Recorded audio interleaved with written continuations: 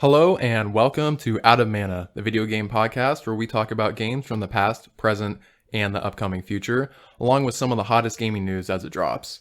I'm one of your hosts, Garrett. I'm Ben. And we got a fun show for you today. We're going to be talking about some of the games we've been playing, some free titles that are making an impact right now, along with a look at the announcement of the PS5 UI. Oh yeah. And taking a glimpse at the game lineup, the launch lineup actually, for the PS5 and Xbox Series X. But before we do that, I just want to say thank you to all the returning listeners. I hope you liked the new format of our podcast where we have Ben as the permanent co-host, and it's also featuring in an unscripted discussion kind of style where I'm not trying to monologue the whole thing and doing it all by myself. Totally not what just happened, yeah. Yeah, so it's been a lot more fun for me. I think Ben's having fun with it too. I am. And we just hope you guys are enjoying it. If you're a new listener, really appreciate you coming today. You should definitely go check out our last podcast. It was a long one, but a lot of good discussion in there if you guys like it. Yeah, I think we talked about some good stuff. Yes. So it's definitely worth checking out. Yeah, so Ben, how have you been recently? Hey, it's been a long week, but not overly bad. I've had some truck troubles. Oh no. Eventually, after trying it out myself, I had to take it to the mechanic, but the news back from the mechanic wasn't so bad, so I'm doing all right. Okay, that's good. How about you, Garrett? Mostly just been working. Have been playing some games, luckily. Ooh. Actually, right before this, I went to Starbucks to get a drink. Uh-oh. And because like we talked for a long time and my throat gets dry, so I'm like, I should probably get something to drink. Anyways, on my way out, I'm reaching for like the push thing to like open the door. I totally miss. I literally run into the door. My cup breaks, and of course I got like this passion red tango tea. And it just splashes all over myself, and I don't even look back.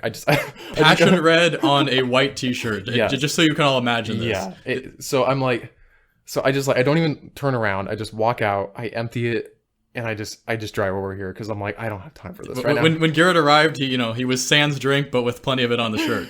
I got a brownie though, so like at least I got that. So. Yeah, that's his reward. So let's get started. Let's jump right into it. Yeah. So I hear news that you have joined the club recently. Yes, I went out after what you told me yesterday and everything I've been reading on the news. I bet. Or sorry, not yesterday, but last week.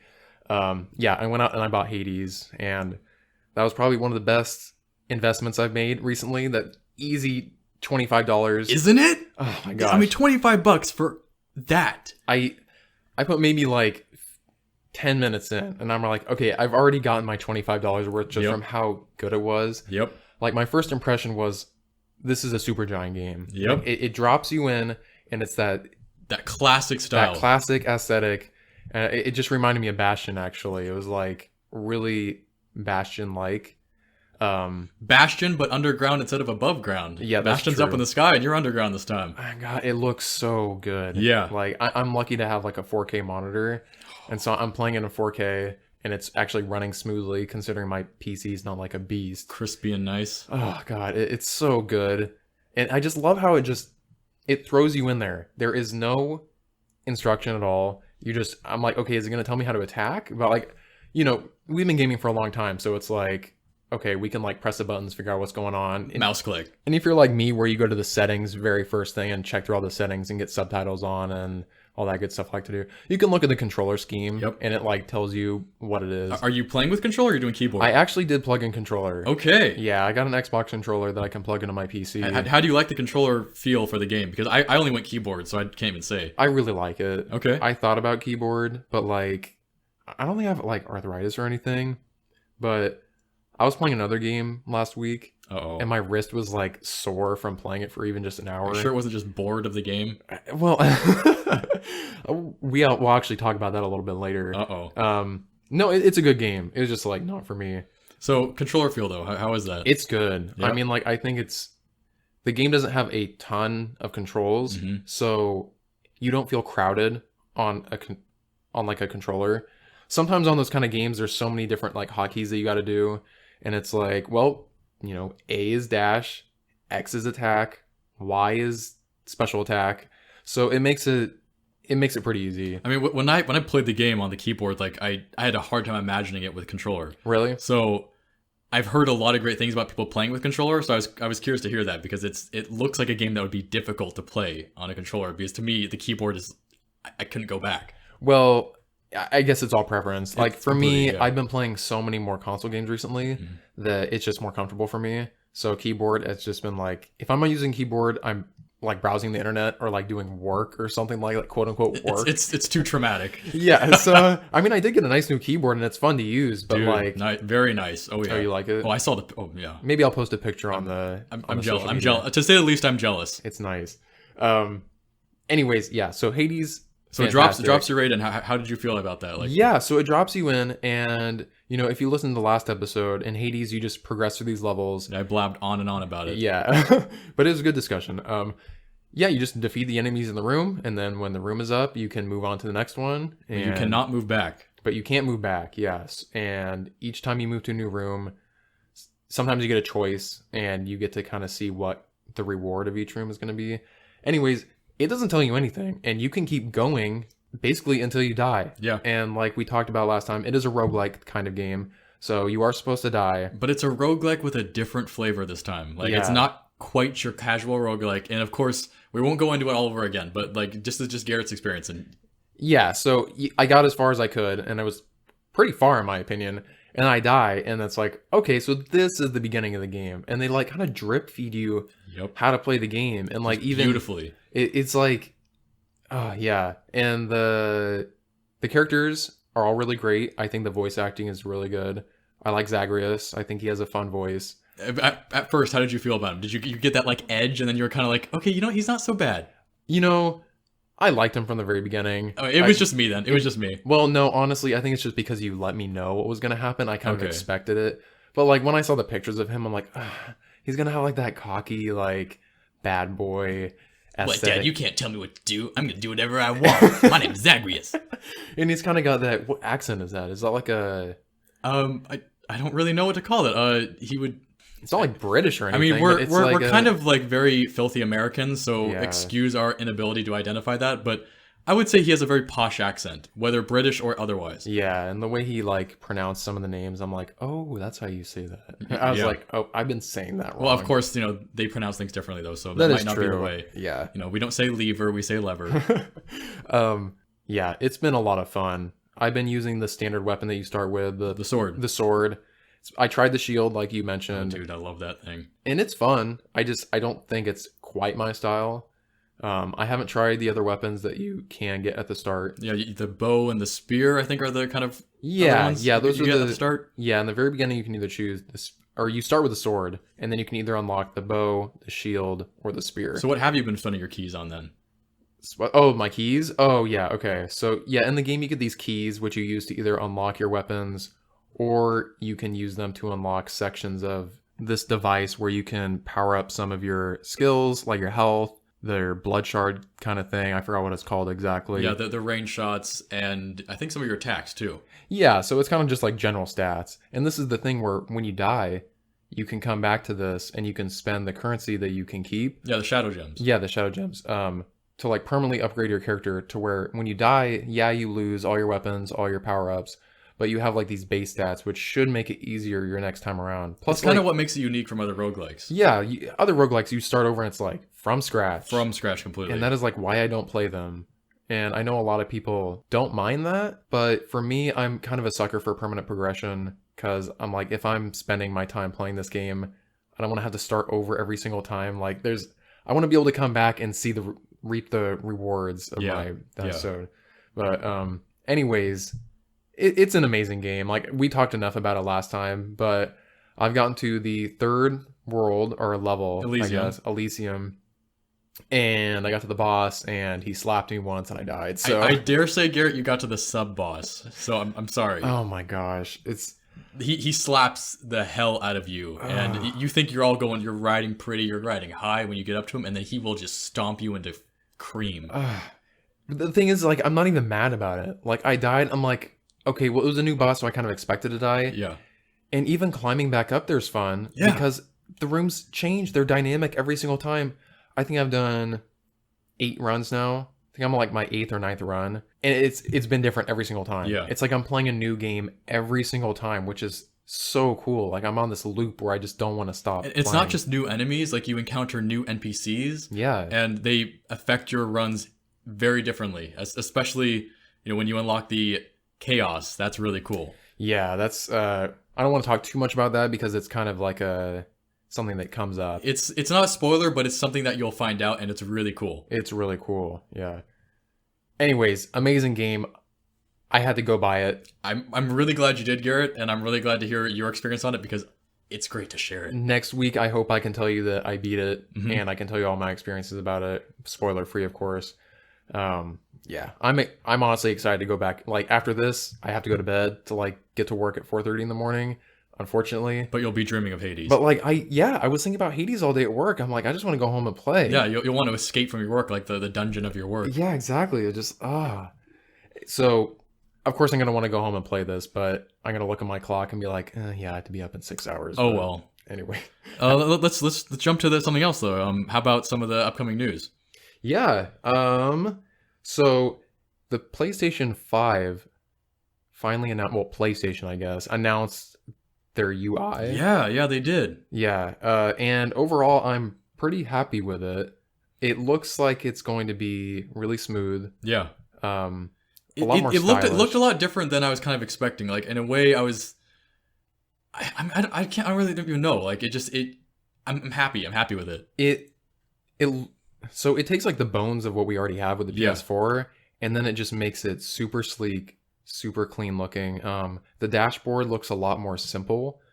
There's a lot more, the background is a lot prettier because it takes away more of the block, like the Yeah. blockiness of it, and it just like, so if you hover over a game basically, it just shows you like a beautiful splash art of the game. And as someone who wasn't a fan of the PS4's UI, I'm kind of stoked for the PS5's. Like it looks a lot better. It really does. Yeah, so I'll start with the dashboard. So the first thing that I noticed is that the games and the media are split up. So they've each got their own section. So at the very top, you'll see games and media.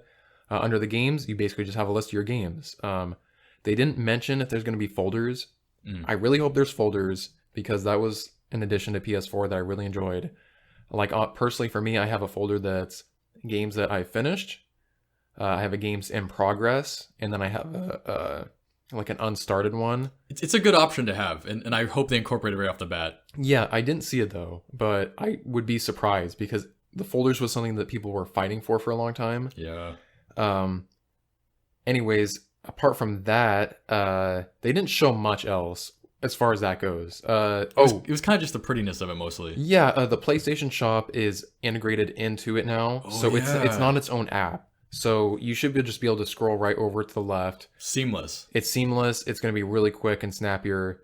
Now you have to like bring up the PS4 Shop app, and it's just like It's a drag. it's just slow. It's really bulky. And especially for the amount of money they're charging for it, it should be seamless as hell. Yeah, so I'm happy to see that. That's all we got to see about the dashboard.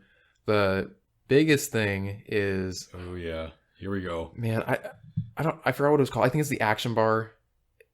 I'm making this up, honestly. I forgot what it was called. But anyways, when you're in the game, you can basically press the PlayStation button, and it brings up like the new like menu thing. Okay. So at the bottom, you can see like all the little icons that you normally see if you hold the PlayStation. Yeah. So you can see like your home, your friends, your party, your settings. It's all down at the bottom. But then it has these new things called cards. And so the cards that they showed, there's like activity cards which show you like your percentage of progression through certain activities, and you can bring up the card and it shows you basically what you have left to do, and then it even shows the approximate amount of time that it thinks it'll take you to beat that, which is really in the cool. game. Yeah, so they're Yeah. like so for their example, they were showing what's the game, like Sackboy: A Big Adventure, and it was basically it was showing multiple different cards where it showed different activities and their percentage of progression through it, and you were actually able to go to the card and you could snap to that level. So you're able to. It was almost like an achievement thing. It seems kind of like the next evolution of, in this case, the trophies for the PlayStation, where they're giving you hot points to click on. Yeah, and I don't know if this is directly integrated with trophy progression. I just think it's like, okay, so you're in this level and you're this percentage through this level, and it kind of gives you like a checklist of things you can do. But you can snap to that level, like you said. You can, well, it's going to be on a game-to-game basis. Yeah, obviously different for each game. But with like Sackboy, you could just click on the thing and go directly to that level. And that's pretty wild. Like, yeah, to control the game outside of the game like that. And that's something that you don't really see in games. Not at all. You don't just like have these like in any other media, like movies or shows or books. You can go to the end of the book and read the ending if you want. You can go to the middle if you want. With games, you have to start from the beginning and you have to go to the end. And when you have to use the in-game menus. This Yeah. is an external menu that controls the game and allows you to focus on specific things you want to complete. Yeah. And it gives you an idea of what you're going to do. And Yeah. how long potentially you're going to take, assuming you do faster and not And longer. it's supposed to be dynamic too. That's so cool. I don't know how they're getting this information. Probably by how you're playing the game. Yeah. It might be game-to-game basis. I don't think they're averaging like how long it took each. I mean, this is really early, so I don't think they have a lot of information. Exactly. I'm assuming it all draws from statistics of players, kind of like how trophies will say so many people unlocked this and so many people didn't. Yeah. Along with activities, there's other cards. There's game help, which is really cool. If you're having trouble with a certain section, it'll actually offer you like hints and tricks.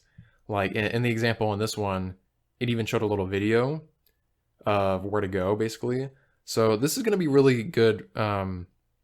It's kind of bypassing players looking up YouTube videos. It is. And I'm curious. I'm a little curious if they're going to be linking to made videos by people, or if they're going to have their own. That is the big question. That is going to be a dramatic change if they do. I think with Sony first-party games, it's going to be their own. Yeah. But for third-party, they might outsource to like journalists, like IGN or something like that. Which would be cool. or I mean, Polygon. Steam kind of does that already. When you're playing a game on Steam, you open up your Steam overlay, and you'll see links to videos that are popular sometimes. Okay. It'll be interesting to see what Sony does, because by all means, not every one of their games on their systems is going to have Sony-made videos. Yeah. So it'll be interesting to see how this affects the YouTube market. Well, that was the first thing I was thinking of. I'm like, okay, so games are basically telling you how to do things now. Yep. So what are these like places like IGN who make guides and wikis to these games? Whose like money comes from that, basically. that's Whose like viewership. That's their clicks. Is Yeah. these guides? That's like I probably mean, the biggest thing. I kind of hear the crunch of some toes, so I'm curious. Yeah, and we'll just have to see how that goes. Who knows? They might be partnering with places like that to like provide the. It's like not freelance, but like they may be sourcing it out. I mean, PlayStation's a big market, so if that's what Sony's going to do, then if I was IGN, I would be looking into doing that if that's what's going to be going on. We don't know yet. And who knows? Maybe this card system's not going to be quite what it seems to be. This might be some Lionhead, Peter Molyneux stuff where like, oh, look how flashy and awesome this is, and then bam, it's not really anything. So who knows? Yeah, I'm curious how useful this is going to be. Like, it's a cool concept, but is this going to be a gimmicky kind of thing where like no one's really using it because only a couple games are actually utilizing this? Yeah. But so okay, apart from the activities and the game help, there's also it's kind of like just stuff that's going on. So like it was scrolling through and it showed that like, you know, so and so invited you to a party or something like that. Classic stuff. Yeah, so it just kind of like has all this different kind of like just stuff that's going on while you're playing. Like I think what it showed is like so and so is also playing this game or whatever. Social like that. things, like the usual social stuff you expect to see on that tab. Yeah. And you could like join parties and stuff like that. One thing that was really cool that they showed is that when you're in a party with someone, they can share their screen. Oh, yeah. And so the example they gave is the guy was playing Sackboy. Their friend invited him to a party, and then they wanted to share the screen. And so a little screen pops up, and you can see what the person's doing while you're playing. Yeah. I mean, when I'm playing with my Sackboy and I'm having trouble, like I want to see what my friend's doing. Like I want to see how he's playing Sackboy. Like I want to know how he's handling that Sackboy. And that's the cool thing is like it's almost a kind of way, you know, there's going to be latency and stuff like that, and it might be kind of hard, but like back in the day, we used to sit next to each other playing the same game. TV next to each other, and we were like playing single player games together. That was fun. Like being in the same room, basically just the same screen within vision was fun. So like the idea that they're now finally incorporating that in a dynamic way where you can still play and enjoy your friend's gameplay too. So your friend's like, whoa, this just happened to me. And you're like, oh man, that happened to me too, but differently. And I can see what you're doing now and you can see what I'm doing. Yeah. That is cool. I'm excited to try that out because of course it's going to depend on people's internet connections and stuff like Completely. that. And who knows how bad the latency is. But man, if that works out, I'm excited because there's a lot of single player games that like, especially with COVID right now, we can't just like go to our friend's house and like sit on the couch and, play a single player game and experience it together. We won't be doing this with any Bethesda games, unfortunately, since Microsoft hogged them all. But yes, true. That like Demon Souls. Yeah, like Demon Souls. You could easily do with that. Because assuming you're not playing co-op, you could play co-op without doing that. Actually, it's fun. Yeah, and it's gonna be one of those things where like, the tricky part is gonna be if your friend is getting ahead of you, you could see spoilers. Like we're gonna assume there's a mutual idea of this. Yeah. But it's a great idea. It's a nice step forward from the usual. Basically, all your social interaction on your console is in menus, so now you can kind of have it in the game while you're playing the game, so to speak. Yeah, so it brought it up as a menu in the demo. Yeah. But then you can choose to either put it in like any corner of your screen. So it was like they were moving it around to either the corners or the top middle or whatever like that. So it really does have a lot of options, and I'm excited to see where that goes. Same here. You can also snap to other games. I'm not quite sure how the quick resume is working with PlayStation because Xbox is kind of their whole big thing is how you can quick resume through like multiple different games and just snap between like 3 or 4 different games that are all running at the same time. That's pretty awesome. So I'm curious. Yeah. I don't know how many PlayStation can do, but in this example, he was playing Sackboy. The friends were like, "Hey, let's play Destruction All Stars," and so we hopped over to it. It loaded quickly. He was automatically into the party, which is cool. Even if it's just one game, I'm happy with that. That option, the option of doing that, Microsoft showed it. The option of doing that is a big deal. Like, I'm going to be able to abuse my console just like I abuse my PC. I can have multiple things open at once. I can switch to them at complete will, just like a fat Roman eating grapes. Like, I want the selection. I want to be able to do that. It's one of those things that's like, it's great to have. And the first thing that came to mind was like, the party games are so popular right now. Yeah. Fall Guys is like kind of falling off. Fall Guys is falling off with Among Us. Among Us is here. I think Among Us is going to have almost like a Five Nights at Freddy's thing because I've been seeing a lot of kids with Among Us t-shirts and it's freaking huge. Me out, man. I know. But I'm just thinking of situations where like I might be in the middle of a single player game and it's like, oh, well, Ben's on and he's playing Fall Guys. Like, I want to play that. And I won't have to wait for the long ass loading time. And that's the thing, is it loads, it connects, it does all this stuff. And you have to close the application, you have to go through the thing, maybe change some. It's just there and ready. Yeah, so I can just switch over there and play a couple games, and when I'm done, I can just go right back to my game. It's a really cool concept, and I'm glad that they're doing something with that because it's more in the terms of PC. It's a very PC-like option, and that's cool. Yeah, that these consoles are finally powerful enough to handle these kind of things. Yeah. What else did they show? I think that was the biggest gist of it. The cards and that were kind of the check this out. Yeah, I'm just trying to remember. Yeah, it was the activity progression. There was cards that showed trophies, but they didn't touch on it. So either it's not ready yet, or it wasn't impressive enough. It basically was like a card with like a trophy on it, and it's probably like these are ones that you're either progressing on, or maybe it's like, I kind of hope it's, hey, you're in this area and these trophies are available. Dude, that would be especially if they're amazing. Like hidden ones. And it's like, if I could just know where, because like I end up looking up the hidden trophies anyways. Inevitably, you're never going to be the player who discovers the hidden trophy purely by accident.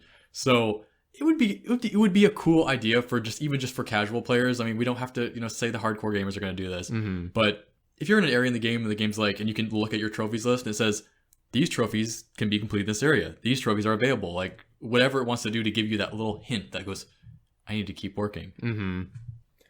I'm excited for it. I hope they show more soon. I honestly wasn't expecting them to show. I think we talked about it last week. Is Sony going to show anything? We were calling their bluff, and they went on. They did it. Like the next day, I think. It was like a couple days afterwards, and they show the whole UI. So, well, to touch on Xbox, because I don't want this to be like a bias podcast. Despite the fact that you did buy a PS5. I did buy a PS5, but the Xbox dashboard or UI looks really nice too. Yes, it does. It looks better than the other Xbox. Most things would be. A lot of people don't like the Xbox dashboard because it looks like it's all tiley and Windowsy, and it's just like it's a bunch of stuff that's just all over the place. I mean, to be perfectly honest, I still miss the original Xbox 360 dashboard. The one with the folders. Yes, with the little folders, little tab looking thing. I mean, I can't help it. Like I loved that. It was good. I mean, I thought it was good. It was such a dramatic difference to go from the original Xbox to that. I know. That was the beginning, dude. I remember when it was just like separation. That was the I'm beginning, like, dude. Like ooh, you didn't a colored tab for each thing. So yeah, I wasn't a big fan of the Xbox One's thing. I mean, to be completely honest, I haven't played Xbox One X or anything, so they may have adjusted the. I heard that it has gotten better. I heard that they've been slowly upgrading. Kind of like the PS4 did. Yeah, PS4 didn't do as much, but like it was already kind of good. It was very simple. It was one line of squares, and you just went left and right. Yep. And that was that. With Xbox, it's like all these different pages. There's these ads going over here. This one's offering this. Type in this code to the box to get that. You know, like which folder? Yeah, It was just too cluttered. It was a lot. And some people like it. So we appreciate the streamlined look in this discussion here. Yeah, it looked really good. I think Xbox is going to do great as well. Except in the launch lineup. So the launch lineup, it's kind of embarrassing. Like you've got two circuses, one who has all the acts and all the cool things going on, and then you have the other circus which is just an empty tent and abandoned. And I'm afraid Xbox is the empty tent. It was just like it just said in the other day. I was looking at a list. I'm like, okay, so Xbox doesn't have any first party launch titles. Like I get the. Oh, but wait, we got Gears 5. Oh, have you played Gears 5 yet in like the years it's been out? Because I would love to play the new console. I don't know about you. 5 and Forza 4. Oh yes, and dude. Well, and I mean, I can't wait to play games I played again. Like I love getting a new the new console released and playing games I've already played. Dude, that is the best thing ever. I mean, they will look better and they are gonna run better. I just can't wait for Cameo 2 and Blinks 3. Like when they bring those back, I'm ready. Honestly, that would be better than nothing. Dude, I mean, I'm not gonna lie, I would actually be really happy with Cameo 2. Cameo 2 would be I love great. Cameo. How did that never get? It was the genre was dying at the time. I guess, yeah. Like action platformers were dying at the time. Yeah. And that was a awesome game, and I'm sure people have played it.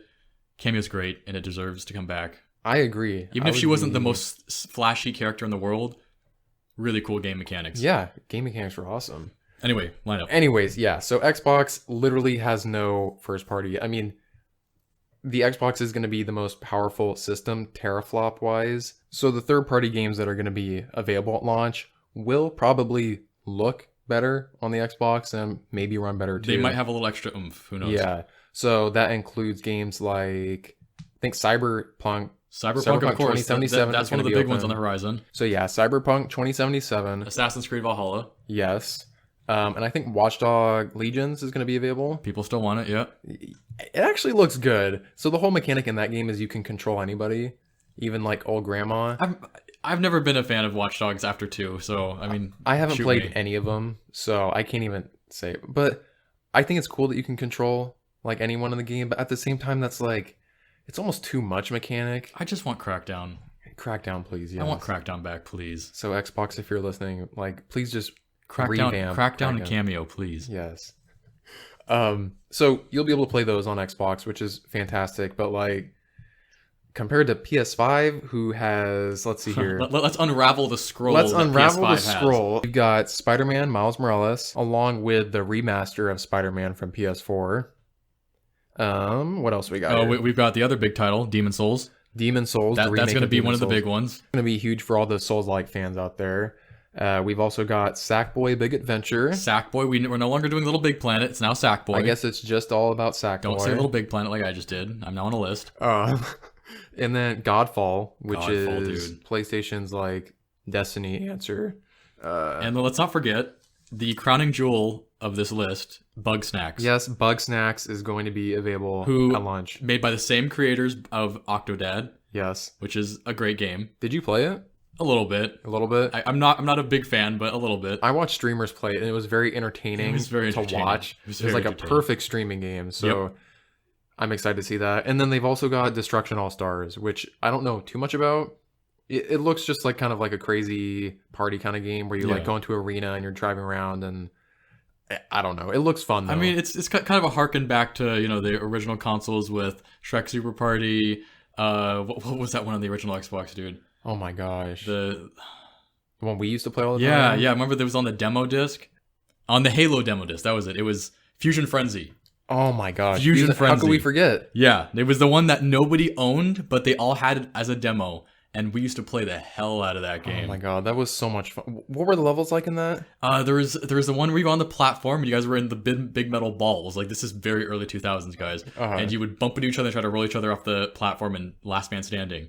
There's another one where you had to smash bugs. I think like these big subway bugs with some hammers, like cartoonishly large. Mm-hmm. And then the best one was the one you were on like the washing machine turnstile, and you had to jump over the beams of light climbing up it, and it got faster and faster and Oh faster. my gosh. And if you got hit, you would get knocked off and just be lost forever in the ocean away. Oh my god, that was such a fun game. That was a fun game, dude. Oh my gosh, I forgot that was that game. Yeah. So I listen to a lot of IGN podcasts, and there's a host, Marina Sanchez, and she brings up Fusion Frenzy all the time. Oh, I'm glad, It's glad there's still love for it. it's the first game she's gonna play on her new Xbox. Good. And I don't know who she is, but I love her. I had no idea that was that game. I can't believe that's what it was. Oh, you didn't even associate it? I didn't even associate. Oh, Like I dude. knew the game, but I'm like, now that you're mentioning the levels, I'm like, oh my god, that was Fusion Frenzy. Yeah, but all the characters with the spiky red hair. Yes. It was basically like Code Lyoko in a game. I mean, Oh my gosh, let's find a way to play that sometime. yes. Please.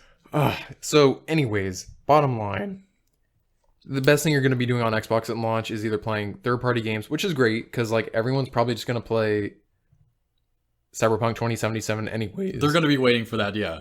But I mean, I guess you have Game Pass and all mean, these cool-looking games. You'll have Game Pass, but otherwise you're going to have your Xbox, you're going to be looking at it, and you're going to be thinking, well, what could have been? Yeah, As you're then hearing all your PS5 friends with all these sweet-ass lineup. it's like the classic like, do I really need a launch console? Like, do I need it at launch? I mean, Which that is, was like, one of the big discussion. reasons, like, the 360 kind of had a bumpy launch was because the only game they had was Cameo, which, again, was a great game, as we said, but And that King was Kong eventually. that was the only, like, they had very small games. Like, for a while, I didn't want to lose my original Xbox because I was busy on that Yeah. console.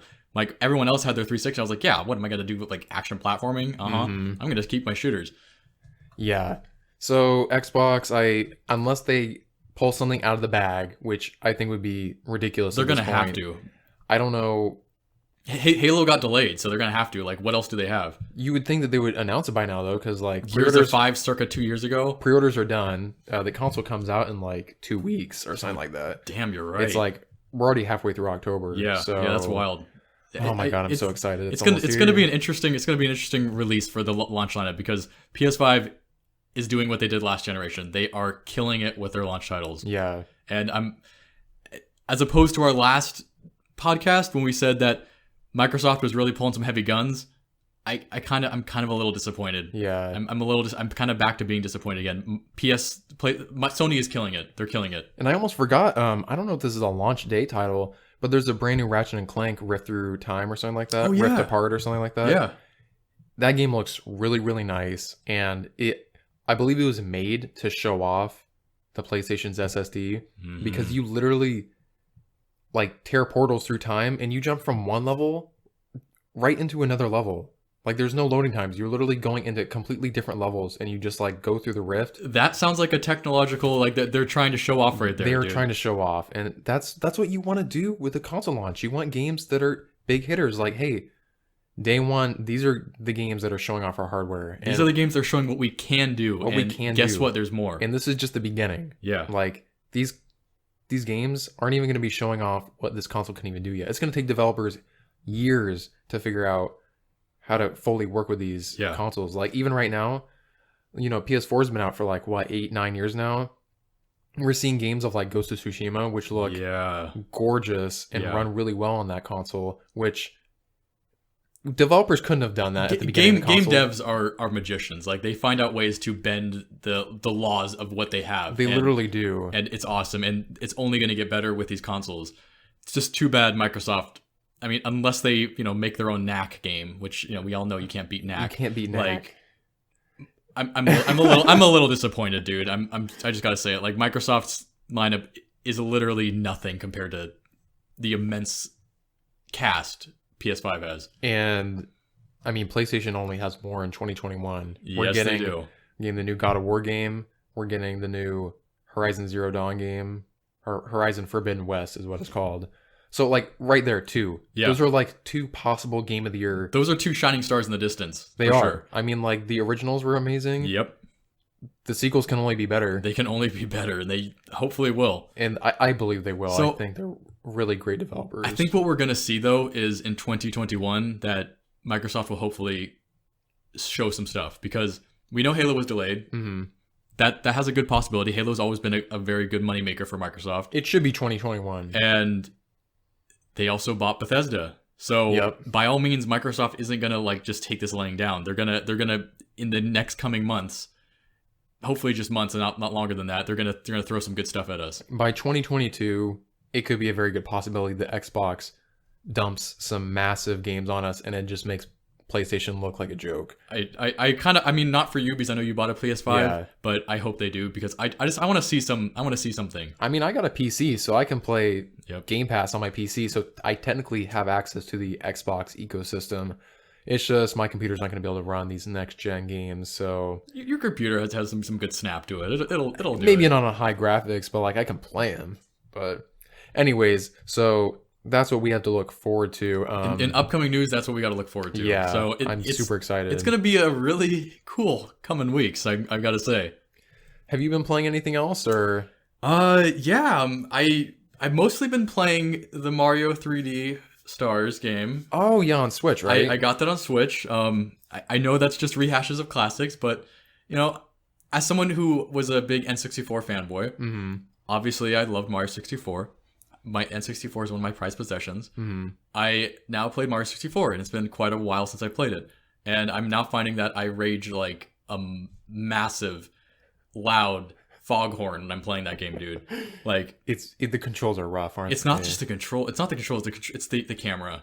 Like the camera. That's right. I think I just had, I had the kind of halcyon like thing in my head that's going, that was a fun game as a kid. Like you loved it, and now I'm playing it again. I'm just like, this camera is killing me. It's so amazing how far we've come when it comes to like dual analog stick. Maybe I'm spoiled too, but like, yeah, so I'm getting through that. I got stuck on the penguin slide thing. Like I got stuck on that forever. I hated that penguin. I wanted to turn that penguin to a pair of boots and walk all over his grave. Like I hated that penguin. He calls you a cheater. Oh yeah, because I dared to be ingenious when he's like a little cheater, and he swerves in front of me with his lard ass, getting in my way, knocking me off the edge. The amount of times I fell off the edge on one of the last turns, dude. I finally beat it, and I just had to set it down. I'm loving those games right now. I love Mario games. Sunshine is also one of my favorites too. I know a lot of people didn't like it. They call it like janitorial Mario. I love it, but Mario 64 is kind of kicking my butt right now. So just to be clear for people at home, what 3 games are on this package again? So you get Mario 64, Mm-hmm. you get Super Mario Sunshine, Mm-hmm. and you get Mario Galaxy. Okay. So I have never played Mario Galaxy, so I was big on Mario 64 Sunshine, but Galaxy I'm really excited for. But I'm going to play through them one by one before I get to that game. And it's the Super Mario 3D All-Stars game? Super Mario 3D All-Stars. Okay. Yeah, I know a lot of people who pre-ordered it, like, the instant they heard about that, just so they could play 64 on their Switch. Yeah. I mean, it's like the dream is being able to play that game. And it runs beautifully. Like Does it run good? It runs really well. Like it looks great. It runs great. It plays well. The camera's a bitch, but that's just what you get. Yeah, I know a lot of people were like $60 for a bunch of ports because they didn't really do anything with them. It's a Nintendo title. It's a Nintendo thing. Nintendo loves its old titles. They will never lower the prices, but they did. I mean, I don't know. Maybe they upscaled some of the textures. They did upscale. So the upscaling does make a difference. Like visually, it is very pretty. There is no jaggy artifacts. Like the aliasing looks really good. 64 looks really good so far. I haven't done Sunshine yet. It looks great though. Cool. Well, I probably won't buy that, but like if you want to let me borrow it at some point. I actually bought the physical copy. I got one of the rare physical copies, as I've been saying. So Thank you. Totally, dude. I will definitely do that. And Mario aside, there's another title. It's a little old now. It's showing it's not quite as new as it used to be, but I was one of the original backers for it. It is called Sui Generis. That was the original game they were going to release. Mm-hmm. It is now on Steam. Not the same game, but a version of it they put on Steam by Bare Metal. They did Examina now.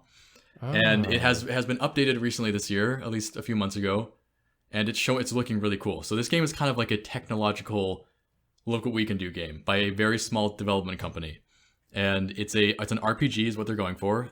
What they title it as low fantasy. So it's a very like gritty medieval world with magic as like a is magic real? Like we've never seen magic before, but it's in the game and it's real, but it's not overly fantasy. Like it's not like Fable. It's not where like everything's glowing and crystals everywhere. Okay. So it's cool though. Examina was the version they released so people could try the game out, while Sui Generis, the quote unquote full game, is still in development. It's been in development for a long time. But I've been playing it recently some more. They added a lot more to the dungeon. It's a dungeon crawler, technically. And it's fun. Like they smoothed out a lot of the parts of the game. It's physics-based combat. So you move your mouse pointer around on the screen. This is a PC game, mind you guys. And it controls where your sword swings, and the speed you move your pointer at is the speed your character moves their sword at. Oh, wow. So when you want to make a really deadly hit, and you've got that perfect opening in an enemy to do that, you swing really hard. Unfortunately, that opens you up too, so your enemy could get a good hit in too. It is very, very fluid, very dynamic, and fun. Wow. Once you get the hang of that, it's fun. It's a skill. Once you get the hang of it, it's fun, and they've added a lot more to it, and the game is fun. They finally added magic to it, which I believe they added mind magic, which I haven't had a chance to get to yet. I played a lot of it with the new update, and it's long. I mean, they've increased it significantly. Cool. I was going to say, I don't think I've ever heard of a game where you're literally controlling your sword with your movements. They kind of like came out with some similar titles like years afterward that actually finished, like AAA. Like I think Kingdom Come was one. Oh, is it like did that? I mean, similar in the sense where the idea is kind of there, but they just handled it differently. So it's a little more rigid. You backed that game too, didn't you? I was a backer on that game too. I had a soft spot for those games back then. So yes, but Bare Metal came up with this idea where it's an isometric technically. Like you're kind of looking at the game from a eagle view. Okay. So it's kind of like think of classic Diablo look, except the world is fully 3D. You can rotate your camera around. Everything in the game is physics. So if you want a comparison, think to like the original Divinity, like Divine Divinity, and the new Divinities as well, where you could pick up objects in the game and move them around to wherever you wanted to, just to help you in the environment. Wow. And in this game, you can do that too. You can pick up crates, you can pick up barrels, you can pick up torches, you can pick up logs on the ground and move them around, and you can use them to help. Like your enemies can trip over objects, so you can put a bunch of crap on the ground. Your enemy can trip over it, and then you can get a stab in their back while they're laying on the ground. Wow, that's pretty deep. It honestly, it's cool. It deserves a lot of attention, and this game has kind of gone under the radar, and mostly because the devs have taken so long to get anywhere with it. Yeah. But it's a really small team, so I can give them some slack on that, but it has taken them a long time. But they're showing some really cool like quality now. Like Examina is a cheap game. It's early access on Steam still, but they're updating it. It's getting updated, and the latest update I think was a few months ago, and it's showing some really cool stuff. Like they added some cave systems. The game has an arena mode where you can build a team of fighters to basically just try out the combat in any way you want. And you can get, it's deep. Like you buy equipment for your fighters can die, your fighters can level up technically, and it's fun. It's really fun. Cool. I mean, I remember you mentioning Sui Generis a long time ago, and so I had no idea that it was like the same kind of game. It's still getting, like, a lot of people thought it was dead because the devs are just concentrating on game development. They're not really, I will say they're not good with the social media aspect unless you're part of the inner circle. Oh. And I say that with air quotes. But they're updating it, and it looks awesome, and it's playing awesome, and it's fun to play.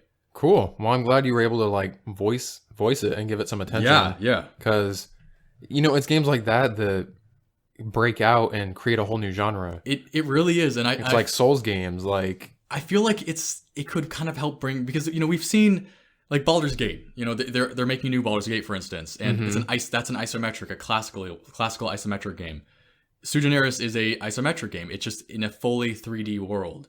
So you're not looking at pre-rendered. You're not looking at sprites. You're looking at a full 3D environment that is viewed through an isometric view and interacted in such a way, and it plays. It's fun, and it's really dark, and it's really creepy, and it's really mysterious. Like, it's very enigmatic. You don't really know what you're gonna find next. You don't know what you could find or why you're even there.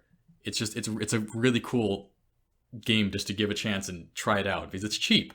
Is it? I was just about to ask. Is it like early access to where you pay $10 and you get to play around with it? Exanima is yes, and I believe I don't know if they're still doing this. I seem to recall years ago they mentioned if you bought Exanima, you could get a discount on the full game when it came out, which is Sui Generis. That's usually how they do it, I think. Yes, and I believe that's what this company was planning to do. Okay. As someone who backed Sui Generis before Exanima existed, I got it for free. Mm-hmm. But if you buy Exanima now, I believe you do get a discount on the later release, but I could be wrong on that. Cool. All right. Well, if you're interested in that, definitely go check it out. I may as well go check it out because that sounds cool. Dude, I'm typically not into I would love that. for you to try it out because I think you would enjoy it. It's fun. It's fun. Cool. You also mentioned Baldur's Gate. You said there's a new game coming out. They are coming out many, many, many years later with the new Baldur's Gate. Okay. And I am very excited to see that, dude. I remember you recently just played through those games like a couple years ago with a friend, right? I did. I originally played through them like way back when they were more or less new. Mm-hmm. Baldur's Gate 1, I loved. I mean, I was a big fan of everyone's favorite character, Minx, with his little boo. It was a hamster. Oh, okay. And he would talk to it as you played the game. It was funny. And Baldur's Gate 2 was even better. Some people like it, some people didn't. I thought the story was a lot smoother, so I enjoyed the hell out of the game too. And what kind of game is Baldur's Gate? It's an isometric RPG, and it follows it relies very heavily on like D&D kind of protocol. Okay. So if you're familiar with Dungeons and Dragons, like Baldur's Gate is a game that you will understand very well. And it's turn-based combat. Okay. Not turn-based, I'm sorry. It's more of a tactical combat. So you can pause the game during combat to then give your party members actions to perform and then return to real time. So it's like strategy action. It's strategy action, yes. Okay. In that sense. It's very similar to Divinity, if you play the new Divinity games, like Original Sin. Okay. Like it has a very similar idea to those games, but just with more of a quick pace and tactical options than Divinity's turn-based. And isn't it who's developing? And on that note, yeah, Baldur's Gate 3 was given to the very, very, very capable hands of Larian, who is the developers of Divinity. Man. I mean, they made Divine Divinity, they brought Divinity back from the grave, basically, and it's been immensely successful for a very good reason, because it's a great series. Divinity 2 was like critically acclaimed. It is great. If you're into those kind of games, it's like, it's a no-brainer. It is, I mean, it is. It's like a standard, game. actually. So, Larian is a very capable developer. They are a very good company. I mean, I backed them when I've had the chance. I love Larian, and I'm stoked to hell. Like, I'm extremely happy that they got Baldur's Gate 3 into their hands. Like, you had BioWare, who did the original Baldur's Gate, BioWare, and Black Isle. Like, they were the original developers to the older games, and they did a great job. Those are great games, but Baldur's Gate has been more or less dead. Mm-hmm. Like, it was, they remastered it, they re-released it. Yes. And it was excellent, but there's no new titles, and suddenly now we have Baldur's Gate 3 on the horizon, which is something I never thought I'd see. And Larian, a great company who I'm basically in love with, is making it. I'm stoked. That's cool. I didn't realize that BioWare did the original. BioWare has a very, very good history of storytelling games. And that makes sense, because you were mentioning like the strategy combat. Yep. The first thing I thought of was Dragon Age 1. Oh, so yes, exactly. Baldur's Gate combat is very similar to Dragon Age 1, mm-hmm. where you had that, you could pause the game, say, hey, I want so-and-so to do this, I want them to do that, and then you unpause it, they all do it. And there's an AI option too where they can kind of react on their own for smaller battles, but for the bigger ones, you want to really detail in there. Mm-hmm. And Baldur's Gate 1 and 2, I believe, had both co-op too. So when I replayed it with my friend, they jumped in and we played the game together. You just selected who controlled who. Oh, okay, that makes sense. And it was smooth. So I fully believe Baldur's Gate 3 will have that. Baldur's Gate 3 is actually in early access right now.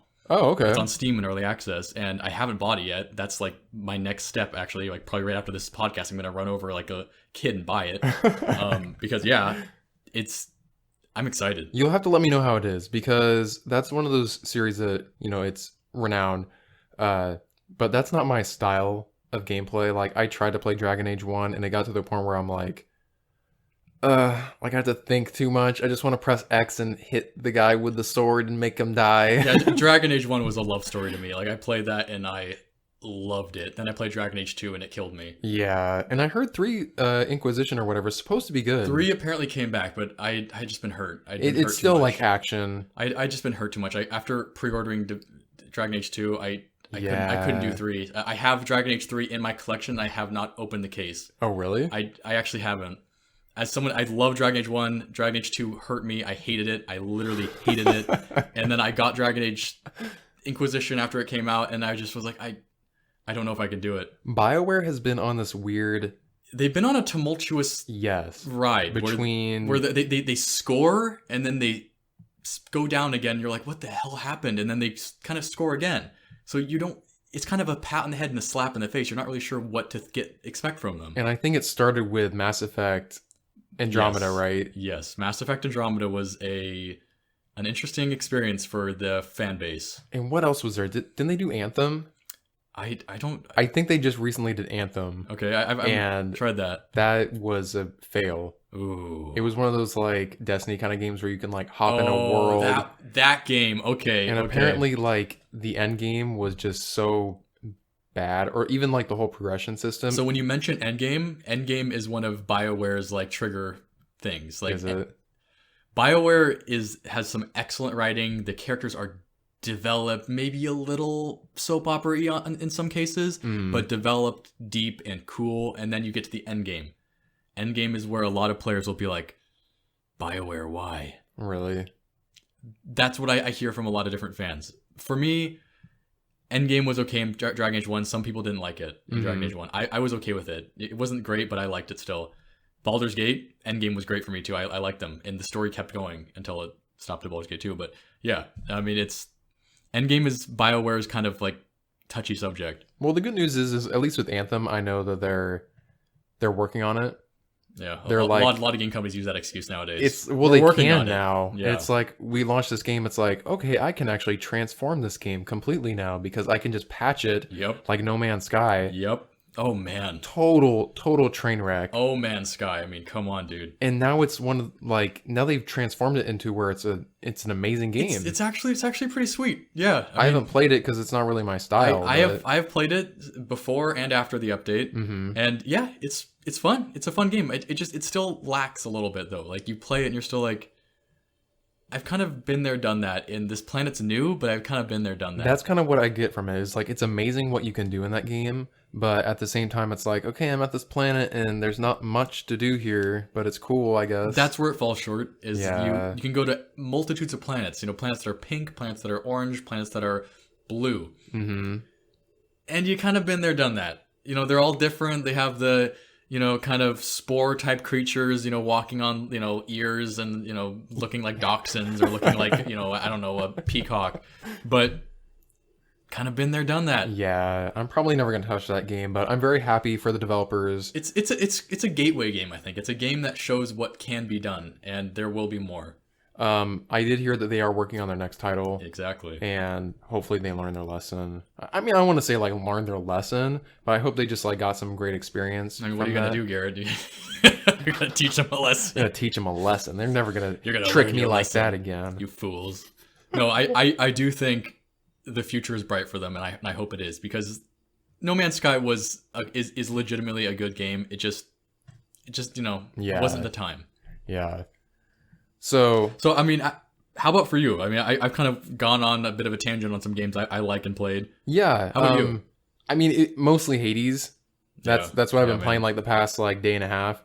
But something that's probably gonna really surprise you, and you might not know this about me, but something I'm a sucker for is a good mobile puzzle game. A classic match 3 Candy Crush game. Garrett, you're gonna, if you tangent about Candy Crush right now, we might need to end this. It's not Candy Crush though, but it is heavily derived from Candy Crush. So I do this thing where I open the App Store like every week, and I'm just like, please just be a game or an app that's interesting, because it's like I have the same old apps. It's just like the bare minimum. I don't play games on my phone very much, and so I opened it up. And you found Barbie Mystery Cruise. Yes, I found no. Go on. I saw this Harry Potter game. I'm like, Harry Potter. Wait, okay. Harry Potter a la Candy Crush? Pretty much. Go so on. I had to check it out. So it's called Harry Potter Puzzles and Spells. And of course, like it just made me think of all the Match 3 games that I played. Like, so I played Candy Crush, which is what it's. So this is a match 3 game. It's a Match 3 game, Okay. and then it's called Puzzles and Spells, which made me think of this game called Puzzles and Dragons, which is like also a match game, but it's also like one of those gotcha. You spend a bunch of microtransactions to like Gotcha. you roll for characters and get 5 stars, and it's one of those like classic Japanese games. This one's just more of Candy Crush, where it's, you know, you get the multicolored gems and you match them and it makes them go away. So this is more Harry Potter puzzles and not any really spells. Well, there's some spells in it too. Okay. So I'm going to try to like explain it the best I can, because it's hard to describe the mechanics that this game is doing, but I'm actually really impressed by it. You know, I love a good match 3, you know, Bubble Witch too. You know, I love Bubble Witch. I love these mobile games. They're just so, I believe that. They're just so addicting because they're so easy and mindless, but also mindful to where you're like, you feel good when you figure them out. I like that. Anyways, Mindful. they are also cash grabs sometimes, where it's like, ooh, this puzzle is so hard. I bet you want to like buy these power ups I that are bet you gonna. want to get some coins so you can get to this level quicker. They get you hooked. Like the first 60 levels, you're gonna breeze through. Okay, Garrett, how much money? I haven't spent anything. Okay. No, I'm really good about this Go because on. I'm like, anyways, it just does a really clever take on Candy Crush, because in Candy Crush, you know, I assume most people have maybe at least tried it. I think they're aware of it. It's a puzzle. You beat it. You go up the candy road and you go to like next level, next level, next level. Finally, interactive Candyland. In those games, you are ranked like 1 out of 3 stars on how many points you get. There's usually an objective that you have to complete, and you're also graded on score. And like, I'm one of those people who like, I don't want to move on until I got the 3 stars. And sometimes that just required either insane luck or insane smarts or insane money that you're spending on these power-ups to Luck, make it easy. smarts, and money. Yeah. So with this game, it actually takes you through the whole Harry Potter storyline. Like the books. The actual books / movies. Okay. And so like level 1, you're just like, you're Harry Potter at the Dursleys. Does Dumbledore grab you when you put your name in the Goblet of Fire and scream in your face? I'm not at that part yet, but Go on. So Dursleys. so yeah, it's broken up into like levels, and those levels are basically like sections of the book. So you start off Dursleys, and then the next level is like you at the train station, and then after the train station, it's you outside of Hogwarts with like Hagrid and going on the boat. So is this kind of like a background change thing? Yeah, the background changes, but it actually impacts the game too. So with Candy Crush, you've got obstacles in your puzzle, you know? There's stuff blocking your way. You have to break things next to it to get through them.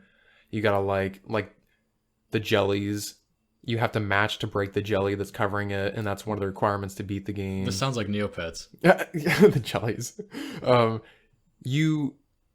This game does so much more with that. Like, it's not just like your standard Candy Crush stuff. You can match the gems to break them. So like 3 or more in a row. You get 4 in a row, you get like a spell that can either horizontally or vertically like take out the whole row. You match them in like an L, you get a bomb which blows up. You match them in a square, you get a key which floats over to like one of the objectives and breaks it, which is really helpful.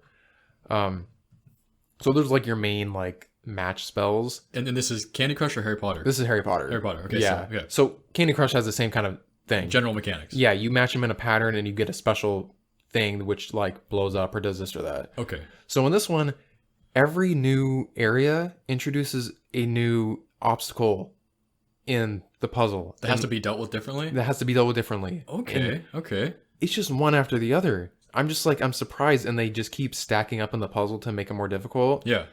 So, for example, when you're on like the train, Yeah. it introduces the beans, like the jelly bean things. Are you sure it's not the trolley cart lady and you go like, we'll take the lot? We'll take the lot. I mean, the funny thing is, now that you mentioned that, I don't know if they paid anything for voice acting, because it is literally clips from the movies. The audio my is literally God. clips from the movies. So this is like classic movie to game type You stuff. are literally getting... Even the audio is like... It's like muffled to the point where it's like... It sounds like someone went up to their TV and like recorded that. So they just like sourced it from YouTube copies. That's what it sounded like. Oh lordy. It's so funny. There's like no original voice acting. But That's funny. That's good. you know, it's a free game. Who cares? Oh, it's free. Haven't that? Yeah. It is free, yeah. They get you with a gotcha like, hey, buy our $50 pack and get all these like special cool spells to make it easy. But anyways, so for example, you're on the trolley. There's the birdie bots. What are they called? Birdie bots every flavor of beans. Yeah, they got those. So for example of that one, a bunch of beans fall onto the puzzle board and they like harden, and you have to break. God damn it, Ron. I know. Keep your beans to Dropping them yourself. all. Clumsy. So you have to match gems next to those to break through them. And so the requirement to get through it is you have a certain amount of attempts. Okay. And so you might have 20 tries, and within 20 tries you have to break all the beans out of the way. Or you get thrown off the train. Or yeah, you get thrown off the train. Or like Dumbledore just like summarily executes you. I mean, like, what's the punishment? The punishment is you lose one of your 5 hearts, and when you run out of hearts, you can't play anymore unless you buy some more. Oh, gotcha. So or either that or wait 20 minutes. Okay. Okay. Another one is the frogs, the chocolate frogs. Like a box, like the box is on the board. I've always wanted to eat a chocolate frog. I mean, I just want to eat chocolate that's apparently trying to live. I don't even know. It looks delicious. Yeah. And it looks good in this game too. But okay, so you break. There's a box on like the chocolate frog box. You match the gems next to it. It opens the box, and now the frog's there. And every turn, the frog hops to a new part of the board. That little bastard. And you have to break the gems next to him to like take him out. To get him to move. Yeah, and sometimes it takes 2 hits, sometimes it takes 5. So they're just obstacles. And every single section of this game so far has introduced a new puzzle mechanic. They don't regurgitate the obstacles from before. They do. Oh. But they're just in addition. Okay. And it's not like rehashes. It's like every single one is new. And I'm at like puzzle 180 at this point. Whew. And so I forgot where I'm at right now. But every section adds a new mechanic. And it's to the point where there's been like, I don't know, like 15 new things already. And there's a lot of levels in this. I bet. And so probably almost as many levels as there are episodes of One Piece, right? Yes, possible. Well, I don't know about that, but that's a pretty high mountain to climb. That is. But I don't know. I'm having a lot of fun with it. I just think it's fun that each level's maybe like 20 to 40 levels, and then it moves on to like the next chapter, basically. And each one has new stuff. And I'm just like surprised by these new challenges I have to do. It's just cool when you get to like level 180 and it introduces a new mechanic and it has to kind of give you a tutorial to show you how to do it. It sounds pretty like well-rounded actually. Yeah. For a free game. And it sounds a little better than Mafia Wars from Zynga. Oh my god! So I mean, it is a Zynga game. Wait, this is Zynga? It's Zynga, and it's I think the developers are Portkey Games, but I think Zynga is the one that publishes it. Oh god, okay. It's so funny that you said Zynga. I just invoked Zynga. That's dangerous. I'm like, I haven't seen Zynga in a long time. Oh, I see them when I drive through San Francisco. Their little building there, and I'm like, are you still alive? Like, is that just an empty husk? But apparently they're doing quite well. They found their other. There's still old guys playing Mafia Wars on Facebook, probably. There's probably like Mafia Wars 15 at this point. Whatever, Farmville or whatever the other one was. Oh, dude. Oh my god. So speaking of free games, like, are there... I mean, is there any other good free games worth mentioning? Yes, there is a big one. And Really? it's... Yeah, I think I mentioned it to you before. There's Genshin Impact. Oh, yeah. Yeah. That's actually getting reviewed really well. It's a free... I guess you could say adventure exploration game. I feel like you would call it that, yeah. It's basically, when we first heard about this, a lot of people were saying it's like, oh, it's the Chinese Breath of the Wild clone. Oh, so Chinese Breath of the Wild, Eternal Sonata, oh, Silk Road. Like, yeah, it's like it was just like, oh, it's this Chinese developer that is basically copying Breath of the Wild in an anime kind of style. And then it finally came out, and now everyone's like, wow, this is actually a really awesome game with its own thing going on. I can't, like, sneeze without seeing a picture of that game. Like, people are enjoying the hell out of it, it looks like. I need to try it. It's one of the hottest games right now, and I have tried it. I put, like, maybe 2 hours into it. Okay. I didn't play Breath of the Wild, so I can't compare it, but it's got the mechanics where you can climb anything. There's a stamina bar. So you play as like sexy like girls, right? And you climb things and the camera. Well, I mean, yes, there are options, but like you at the beginning you play like the mysterious what do you call it, traveler, and you can either choose like the male or female option. So I can be a sexy me then. I don't have to be a sexy girl. You probably can, yes. Good. But you get party members in this game, and Party members. So in a free mobile game? so it's not mobile. Well, actually, it is on mobile, but you can also play it on PlayStation 4, Oh yeah, soon okay, to come okay. PlayStation 5, and PC. Dude, I think it's coming to Switch eventually, I hope so. but I want that on all my consoles. it's kind of fun. I mean, like It looks like it. It sounds like it. people are getting a lot of enjoyment out of it. It is one of those gotcha games, though. Oh, is it? That's how it makes the money. Is it's the class? Let me guess, crystals. Yes, it's like literally a form of crystals, and you use the crystals to basically roll. You gamble for a chance to get a new character. And So in your party, in your party, there's like 23 plus. 23. I think there's like 23 different characters that you can have. Man, that puts Star Ocean to shame. Yeah, and they're all different, like rank, like star, like 1 to 5 star. So 5 stars being the best, like the most rare. Okay. So like, So a lower star character is worse than a higher starred one. Yes. Even if you leveled them. yeah. So a Are 5-star there one- levels? Yeah, there's levels. Okay. It's complicated. I mean, you'd have to check it out for yourself, but you can have a party of up to four different people. And the thing about this game is there's elements, and the elements affect how you strategize So you in need to battle. like elemental workshop and build like an elemental Yes. shield. You know? Just like RuneScape. Yes. Yes. I don't want to go anywhere without my elemental shield. Basically, like, so say there's like a water-based character, you can get the characters wet, and then you can transfer to your like electric person. Oh, dude. Zap them with that, and it does bonus damage. I mean that ties into like Divinity. You know, Oh, really? in Divinity, you break a water barrel, it makes the area wet. The enemies are in the wet. Zap them. And that's been the big thing about this game, is that's like their cool new mechanic that isn't like Breath of the Wild like. So, you know, it's different. I think Breath of the Wild offers a lot more adventure to it. I'd be curious to hear your reaction if you try Breath of the Wild and then try that again. Yeah, I might have to do that. Yeah, I mean, I'll give it a try too. Eventually, I mean, I played a lot of Breath of the Wild. I mean, I've You played, should. played the game through. So It's free. You might like it. is it on Steam? It is on PC. Who provides it? I think you just have to go to the website. Okay, I was one of those. Yeah. Okay. Yeah, I played like 2 hours into it. I've decided not to get into it, mainly because I don't want to get sucked into this game, because the people who are playing this are playing like 8 to 10 hours a day. It's like 8 to 10 hours a day. well, the people I have on like social media, they're binging it because it's really addicting, and that's it kind of plays into that, the whole gotcha system, where it's like Gotcha. you either pay to win or you play a lot to get enough materials to keep rolling to get the better party members. I like my bag to be full of crystals, Yes. and I like to gamble with my crystals. So you need to buy the $100 starter pack. Oh, yeah. and- when I play a game, I like to have the game gambled for me and not played. But I gotta admit, it is addicting. Like It is. you have your gems. You're like, okay, it's time to roll, and it like tells So- you the chances. You have your gems, so does that mean you can get them in the game naturally too? Yes, But I'm assuming it's like incredibly painfully slow. it's actually not too bad. Okay. So that's the thing, is you can play this game totally free, and you're gonna have fun. It's a single player game. I think there are some co-op dungeons to where like you can.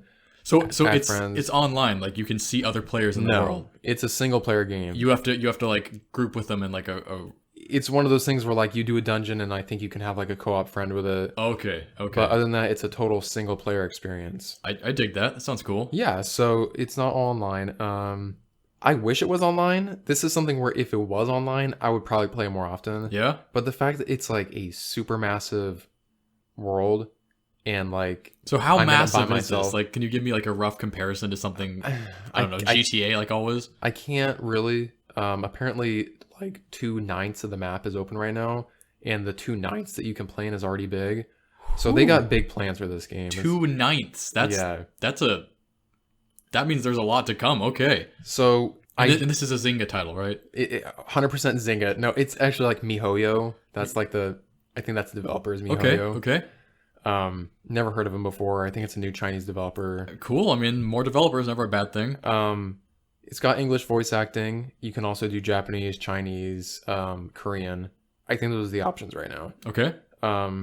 I just stuck with English. It's like the classic, like, Well, I mean, kind this of annoying. isn't an anime where you want to hear the original voice acting. Like, it's whatever suits you. It is whatever suits you. The English is actually tolerable. You have like a little follower called Paimon, and she's like kind of like this little fairy thing that follows you around, and she's kind of annoying. She's got like the This classic. way. This way. It's more like, I'm not even gonna try to imitate it. It's just like, Hey, you. Hey, listen. it's like adorable. It's but, like, adorable. it's endearing, but in kind of like an annoying kind of way. Like Tinkerbell way, where you want to swat her with a fly swatter, or like. No, it's kind of just like. I love Tinkerbell, by the way. Go on. It's I don't know how to explain it. Like, some people find her annoying, some people think she's adorable. To each their own. I thought it was fine. Okay. There's actually some funny dialogue choices you can make. Like, there's situations where you can like pick like a thing, and they like react to it, and it's kind of funny. So does the game have like deep dialogue? I wouldn't say deep. I heard that the story itself is pretty lame. Oh, But okay. the gameplay itself is fun. Okay. So if you're into that whole combat system where you can switch between 4 party members, like, you literally just press a button and you switch automatically to the next. As someone who is only exposed to the game via like pictures on social media, I'm actually kind of surprised by how fun it sounds. IGN gave it a 9 out of 10. So Wow. It's good. Okay. Yeah, Fair enough. They think that it's good. I haven't looked at any other reviews. I just saw that like I mean, earlier out today. of your 2 hours, what would you give it? Would you give it like a Miho out of 7 out of 10. 7 out of 10? I don't know. Okay, dude. I don't know. It's not my kind of game. Everyone seems to be really enjoying it though. I think it's a great game. I would say it was good. I enjoyed myself, but like, it didn't hook me. Obviously, I'm not playing it today. Yeah. I'm not into well, you it. got Hades. I mean, I got kind of overwhelmed, honestly. Like, it's one of those things where there's so many things you can customize, because it's like you get your character, and then you can equip them with a weapon, you can equip them with armor. There's like 4 different accessories, and it's like, I have to worry about this for like 4 different party members, and I'm constantly having to level them up, and I'm constantly getting new party members, and I have to worry about if they're better at this one. It's just like a lot of party management. I always do the hand-me-down system where all the good stuff goes to me, and like whatever the hell I have loose just goes to them. But that's the thing, is like, your character is technically I think it's like a 5-star character. But the Better ones be. you want are the ones that you roll for, because those are the better ones. Yeah. And so you kind of you roll until you get a 5-star, and then you base your party around your 5-star, your like champion. Won't that kind of lead to every player having a similar party build because there's only so many 5-star characters? There's gonna be like metas probably. Okay. I think there already is a meta where you have like your main DPS is your 5-star, and then they have 2 supports and then a healer. This is my friend James, who like gets into these kind of games. He's really into gacha games. He was trying to explain it to me, and like, as he was explaining it, I'm like, maybe I'm not gonna play this game. This sounds like too much work. I don't want to be too brainlessly playing, but it's also like, man, I have to worry about all this. This just reminds me of some of those online games we played way back when that were, we could barely understand the websites when we click download, and the party build was a little strange. You're not wrong, honestly, but it's definitely copying the classic Japanese mobile gacha. I played a few of them, actually. Like, I mentioned Puzzles and Dragons earlier.